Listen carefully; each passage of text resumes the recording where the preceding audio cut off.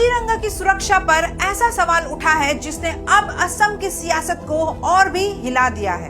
कांग्रेस सांसद गौरव गोगोई ने असम सरकार के उस फैसले पर तीखा हमला बोला है जिसमें काजीरंगा के आसपास के इको सेंसिटिव जोन यानी ESZ को कम करने का मुद्दा सामने आया है। गोगोई का सवाल सीधा है, जब काजीरंगा के आसपास अवैध खनन को लेकर चिंताएं अब भी बनी हुई है तो आखिर ESZ कम करने की जरूरत क्यों पड़ी? लेकिन विवाद सिर्फ ESZ तक सीमित नहीं है।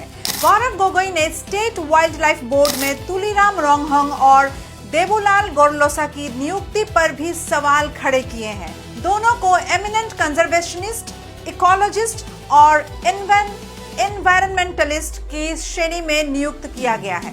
गोगोई ने देबूलाल गोरलोसा को लेकर उमरांगसो के काला माटी यानी 3 किलो इलाके में कथित रैट हॉल माइनिंग का मुद्दा उठाया। उनका दावा है कि एक माइनिंग त्रासदी के बाद दर्ज FIR में गोरलोसा और उनकी पत्नी के नाम सामने आए थे। इस हादसे में 9 लोगों की मौत हुई थी। वहीं तुलीराम रोंगहोंग को लेकर गोगोई ने उनके कार्बी आंगलोंग ऑटोनोमस काउंसिल यानी KAAC के चीफ एग्जीक्यूटिव मेंबर और खनन लीज और परमिट जारी किए जाने पर सवाल उठाए। गोगोई ने सुप्रीम कोर्ट की सेंट्रल एम्पावर्ड कमेटी यानी कि CEC की पुरानी टिप्पणियों का भी हवाला दिया। उनके मुताबिक 2019 में CEC ने KAAC अधिकारियों द्वारा बिना कानूनी अधिकार के माइनिंग परमिट जारी किए जाने पर सवाल उठाया था। गोगोई ने 2025 और 2026 की CEC टिप्पणियों का हवाला देते हुए भी काजीरंगा की इकोलॉजी और वाइल्ड लाइफ प्रोटेक्शन को लेकर चिंता जताई।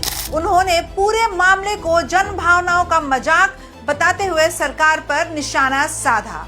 और सबसे बड़ा सवाल यही है, काजीरंगा जैसे विश्व प्रसिद्ध वन्य जीव क्षेत्र में विकास और संरक्षण के बीच संतुलन कैसे बनेगा? क्योंकि काजीरंगा सिर्फ एक जंगल नहीं, यह असम की पहचान, उसकी जैव विविधता और आने वाली पीढ़ियों की विरासत है।